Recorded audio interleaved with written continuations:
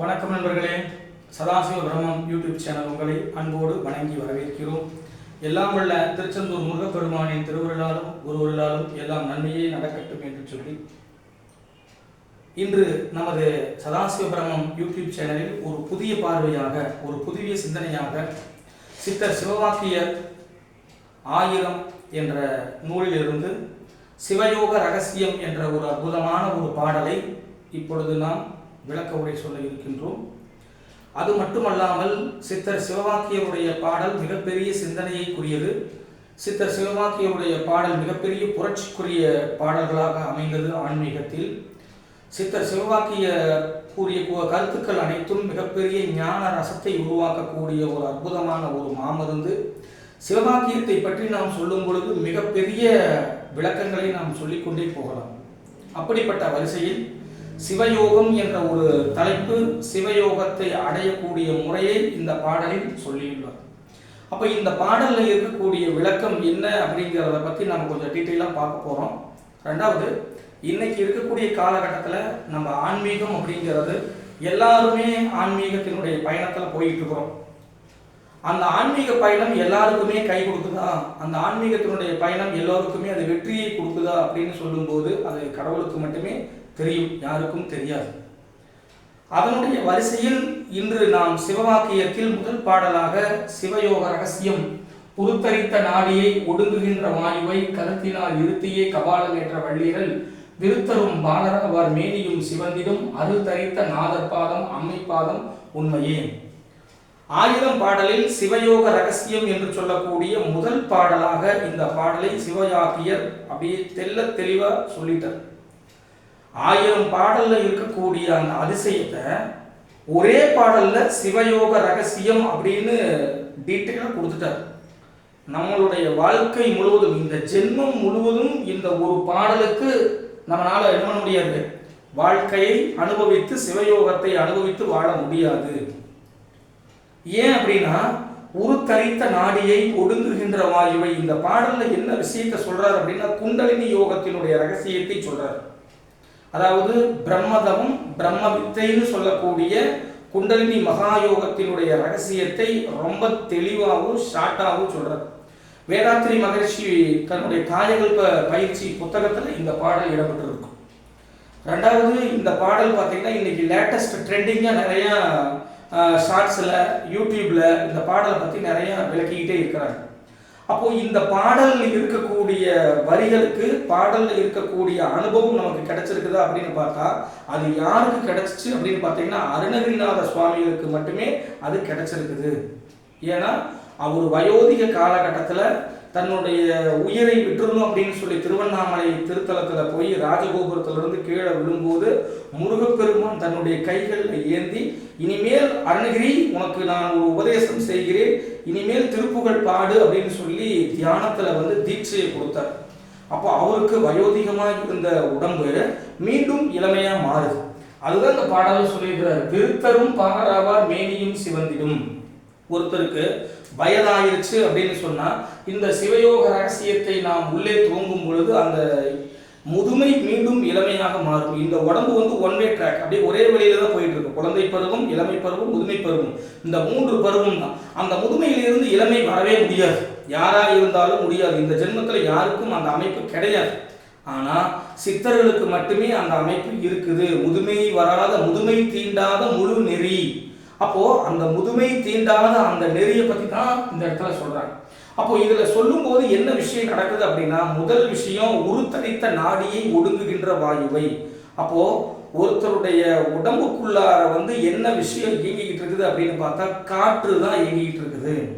அப்போ காற்று பிறக்கும் போது உள் செல்லுது, இறக்கும் போது வெளியே செல்லுது. உள்ளுக்குள்ள வரக்கூடிய காற்று பிறக்கிறோம், அதே வெளியே போகக்கூடிய காற்று இறக்கிறோம். அப்போ உடம்பும் உயிரும் ஒன்றாக இருக்குது. உடம்பை விட்டு உயிர் பிரிஞ்சதுக்கு அப்புறம் உடம்ப போனோம்னு சொல்லிடுறோம், டெட் பாடி, சவம். அப்போ உயிர் தனியா போயிருச்சு அப்படின்னு சொன்னோம்னா அது பேய் வீட்டுக்கு வருது, வீட்டுக்கு வெளியே நிற்குது, ஆவி அப்படின்னு நம்ம சொல்லிடுறோம். அப்போ இந்த உடம்பும் உயிரும் ஒன்றாய் இருந்து அந்த உயிர் மையத்தை தொட்டு, அந்த உயிர் மையம் உச்சின்னு சொல்லக்கூடிய பிரம்மரத்திற்கு மேல் இயங்கக்கூடிய வித்தை தான் குண்டலினி மகாயோகம். அப்போ அந்த குண்டலினி மகா யோகத்தினுடைய அடிப்படை வந்து பார்த்தீங்க அப்படின்னா வாசி யோகத்துல தான் முதல்ல செயல்படுது அப்படிங்கிற விஷயத்தை தான் ஒரு தரித்த நாடியை ஒடுங்குகின்ற வாயுவை அப்படின்னு சொல்றாரு. அப்போ உரு தரிக்கக்கூடிய ஒரு நாடி அப்படின்னு ஒன்று இருக்கு. அதாவது ஒரு கரு உருவாகக்கூடிய ஒரு உயிரினு ஒரு கரு முட்டையை போய் தொடும்போது உரு தரிக்குது, இந்த உடம்பு உரு எடுக்குது. அப்ப அந்த உடம்பு உயிர் எடுக்கும் பொழுது ஒரு வாயு உள்ளுக்குள்ளார அடங்கி நிக்குது, ஒடுங்கி நிக்குது. அந்த வாயு தான் நம்மளுடைய உடம்புல இருக்கக்கூடிய தச வாயுக்கள்னு சொல்லக்கூடிய 10வது வாயுவா இருக்கக்கூடிய தனஞ்செயன். இதுல கொஞ்சம் ஆன்மீகத்துல உள்ள ஆழ்ந்து போகக்கூடியவர்களுக்கு பார்த்த உடனே கேட்ட உடனே புரிய ஆரம்பிக்கும். ஆன்மீகத்துல இப்பதான் அடி எடுத்து வச்சுக்கிட்டு இருக்கிறோம், ஆன்மீகத்துல அதன் வழியில நாங்க போயிட்டு இருக்கிறோம் அப்படின்னா கொஞ்சம் கேட்டுக்கிட்டே இருந்தா இதெல்லாம் புரிய ஆரம்பிச்சோம். ஒரு மனிதனுடைய வாழ்க்கையில பிறப்பு இறப்பு இதனுடைய நடுவுல இருக்கக்கூடிய வாழ்க்கை, இந்த வாழ்க்கையில நம்ம வாழ்ந்துகிட்டு இருக்கிறோம். இந்த வாழ்க்கையினுடைய முடிவு அப்படிங்கிறது நமக்கு எங்க அப்படிங்கிறது தெரியல. பிறப்பு அப்படின்னு பிறந்தாச்சு, நமக்கு வந்து டிக்கெட் கொடுத்துட்டாங்க. இறப்பு அப்படிங்கிறது எப்போ பிறப்பு அப்படின்னு ஒன்று வந்துருச்சோ அன்னைக்கே ரிட்டர்ன் டிக்கெட்டும் நமக்கு போட்டாச்சு. ஆனால் எங்கே போக போகிறோம் அப்படிங்கிறது யாருக்குமே தெரியாது. எப்படி வாழ போகிறோம் அப்படிங்கிறது தெரியல, எங்கே போக போகிறோங்கிற இடமும் தெரியல.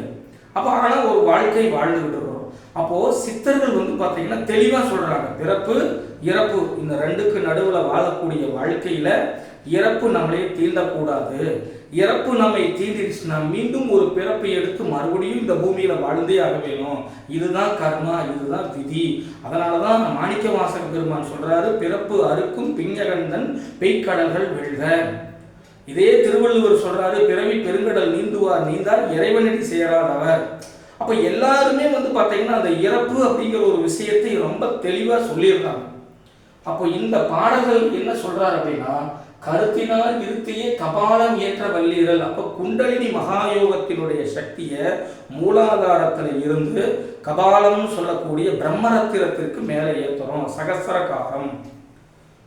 அப்போ அந்த சகசரகாரத்துக்கு ஏற்றக்கூடிய இந்த பயிற்சி, இந்த முறையை நாம் கடைபிடிக்கிறது குண்டலினி மகாயோகம். இந்த குண்டலினி மகாயோகத்தில் நாம் கடை தேர்ந்தவர்கள் யார் அப்படின்னா சித்தர்கள். சித்தர்கள் இரவா நிலை பெற்றவர்கள் இன்னைக்கு வாழ்ந்துகிட்டே இருக்கிறாங்க. எல்லா சித்தர்களும் இன்னைக்கு வாழ்ந்துட்டே இருக்கு. அப்ப நம்ம எப்படி அந்த நிலைக்கு போகிறது அப்படிங்கிற விஷயத்தை தான் நம்ம சொல்ல போறோம். அப்போ இந்த இடத்துல சொல்லக்கூடிய ஒரே ஒரு விஷயம் என்ன அப்படின்னா, நம்மளுடைய உடம்புக்குள்ள இருக்கக்கூடிய தனஞ்சயங்கிற வாயு கீழே இருந்து மேலே ஏறும். அப்போ உடம்புல வந்து 10 வாயுக்களுமே இயங்கிட்டு இருக்கும். ஆனா 10வது வாயுன்னு சொல்லக்கூடிய தனஞ்சயங்கிற வாயு இயங்காது. அது 9 நவத்வாரங்கள்ல 9 வாயுக்கள் பிரிஞ்சுக்கிட்டே இருக்கும். பிராணன், அபானன், சமானன், விதானன், உதானன், கூர்மன், கிருகரன், தேவதத்தன், தனஞ்சயன். இந்த 10 வாயுக்களுமே 9 வாயுக்கள் பிரிஞ்சுக்கிட்டு இருக்கும். இந்த 10வது வாயுவா இருக்கக்கூடிய தனஞ்சயங்கிற வாயு நம்ம இறக்கும் பொழுது உடம்புக்குள்ளார அப்படியே உடலை உப்ப வைக்கிறது தான் அந்த தனஞ்சயனுடைய வேலை. அப்போ இந்த தனஞ்சயங்கிற வாயு நம்மளுடைய உடம்புல இருந்து மூலாதாரத்தில் இருந்து மேலே ஏற்றுறோம் பார்த்தீங்களா, அதுதான் உருத்தரித்த நாடியை ஒடுங்குகின்ற வாயுவை அப்படின்னு சொல்லி சாமி ரொம்ப விளக்கி சொல்றாரு. அப்போ அதுதான் உயிர். இப்போ பிராணன் நமக்கு தெரியுது, அபானம் நமக்கு தெரியுது, சமானம் நமக்கு தெரியுது. அப்போ பிராணனும் அபானனும் ரெண்டும் கலக்கும் பொழுது அது வாசியோகமா அது வித்தையா மாறும். அப்போ பிராணன் அபானன் இந்த 10 வாயுக்களும் பார்த்தீங்கன்னா ஒடுங்கி போய் ஒரே வாயுக்குள்ளார நிற்கிறது தனஞ்சயங்கிற வாயு மட்டும்தான். அந்த தனஞ்சயங்கிற வாயு மேலே கொண்டுகிட்டு வர்றது தான் இந்த குண்டலினி மகாயோகத்தினுடைய ரகசியம். இந்த ரகசியத்தை உணர்ந்தவர்கள் சித்தர்களாக மாறிடுறாங்க. இப்போ திருமூலர் பார்த்தீங்க அப்படின்னா கூடு விட்டு கூடு வாயும் ஆற்றலை பெற்றவர். அவருக்கு அந்த உடலில் இருந்து உயிரை பிரிக்கக்கூடிய ஆற்றல் இருக்கும். இப்போ உதாரணத்துக்கு சொல்லணும் அப்படின்னா, நம்மளுடைய உடம்பு கண்ணு பார்க்குது, அது ஒரு சுகம். காது கேட்குது, அது ஒரு சுகம். மூக்கு சுவாசிக்குது, அது ஒரு சுகம். மெய் தீண்டுது அப்படிங்கிறது ஒரு சுகம். ஆனால் மனசு நம்மளை யாராவது ஒருத்தர் திட்டினாங்க கோவப்படுது, யாராவது ஒருத்தர் நம்மளை திட்டுறாங்க அழுக வருது, யாராவது ஒருத்தர் திட்டுறாங்க அது மேலே ஒரு கவலை ஏற்படுது, இல்லை ஏதாவது ஒரு பொருள் பார்க்கும்போது பயம் வருது. இதெல்லாம் மனம்ங்கிற ஒரு பொருள் வந்து இயங்கிக்கிட்டே இருக்கு. ஆனால் உயிர் அப்படின்னு சொல்லக்கூடிய மெய்ப்பொருள் எப்படி இயங்குது, எந்த இயக்கத்தில் இருக்குது, அது என்ன நிலையில இயங்கிட்டு இருக்குது அப்படிங்கிற விஷயம் யாருக்குமே தெரிய மாட்டேங்குது. அப்போ உயிருங்கிற விஷயத்தை எங்க நம்ம கண்டுபிடிக்கிறோம் அப்படின்னு சொன்னா, அது நமது வாயுவா இருக்கக்கூடிய தனஞ்சயன் வாயுவில் தான் உயிர் வந்து இயங்கிட்டு இருக்குது. அந்த வாயுவை கீழே இருந்து மேலே கொண்டுகிட்டு வந்தோம் அப்படின்னா அந்த உயிர் இயக்கம் நமக்கு தெரிஞ்சிடும். அந்த உயிர் இயக்கம் நமக்கு தெரிஞ்சிருச்சு அப்படின்னா இந்த உடலினுடைய இயக்கம் மாறிடும். ஏன்னா அருணகிரிநாதர் பார்த்தீங்கன்னா முதுமையாக இருந்து இளமை அடைஞ்சார். அப்போது உடல் விட்டு கூடுவாயக்கூடிய பிரபுதேவ மகாராஜாவுக்கு கண் பார்வை இல்லாததுனால இந்த உடம்பை விட்டு நான் வெளியே போய் பச்சைக்கிளி ரூபமாக போய் தேவலோகத்தில் இருக்கக்கூடிய பாரிஜாத மலரை எடுத்துக்கிட்டு பூமிக்கு கொண்டுகிட்டு வரார். திருமூலர் சித்தர் பார்த்தீங்கன்னா சுந்தரராக இருந்தவர் மூலன் உடம்புக்குள்ளார புகுந்து அந்த மூலன் உடம்புக்குள்ளார மாறார். அப்போ அவங்களுக்கு எல்லாருக்குமே உடல்ல இருந்து உயிரை வெளியே கொண்டுட்டு போகக்கூடிய வித்தை தெரிஞ்சிச்சு. ஆனால் நமக்கு உயிர் அப்படின்னா எதுனே தெரிய மாட்டேங்குது. ஏன்னா மனம் அப்படிங்கிற ஒரு விஷயமே நமக்கு புரிய மாட்டேங்குது. உடம்புங்கிற விஷயமே புரிய மாட்டேங்குது. ஏன்னா உடம்பு அப்படின்னு பார்த்தீங்கன்னா உடம்பு சரியில்லை, ஹாஸ்பிட்டலுக்கு போகிறோம், மாத்திரை வாங்கி சாப்பிட்றோம், உடம்புல ஒரு நோய் ஏற்படுது, என்ன காரணத்தில் ஏற்படுது, என்ன அந்த நோய் குணமாகறதுக்கு ஏதாவது வைத்தியம் இருக்குதா, அதே நம்மளால் கண்டுபிடிக்க முடியல. மனசு அதுவும் நமக்கு அதே மாதிரி தான் இருக்குது. அதே மாதிரி உயிர், இந்த உயிரினுடைய இயக்க நிலையை உணர்வதற்குத்தான் சித்தர் சிவவாக்கியர் சொல்லக்கூடிய அற்புதமான இந்த பயிற்சி முறையை இந்த பாடலில் இருக்குது. பெரும்பாலும் இந்த பாடலை மனப்பாடம் செஞ்சுக்கிறதுனால மனப்பாடம் செஞ்சுக்கலாம். இல்லை இந்த பாடல் அனுபவத்துக்கு வரணும் அப்படின்னு சொன்னால் தினந்தோறும் இந்த தியான முறையை நீங்கள் மேற்கொள்ளலாம். இந்த தியான முறையை மேற்கொண்டால் வாழ்க்கை வளமாகவும் வாழ்க்கை இளமையாகவும் ஆனந்தமாகவும் இருக்கும் என்று சொல்லி மீண்டும் அடுத்த பதிவில் சந்திக்கும் வரை நன்றி கூறி விடைபெறுகின்றேன். நன்றி. சதாசிவ பிரம்மம்.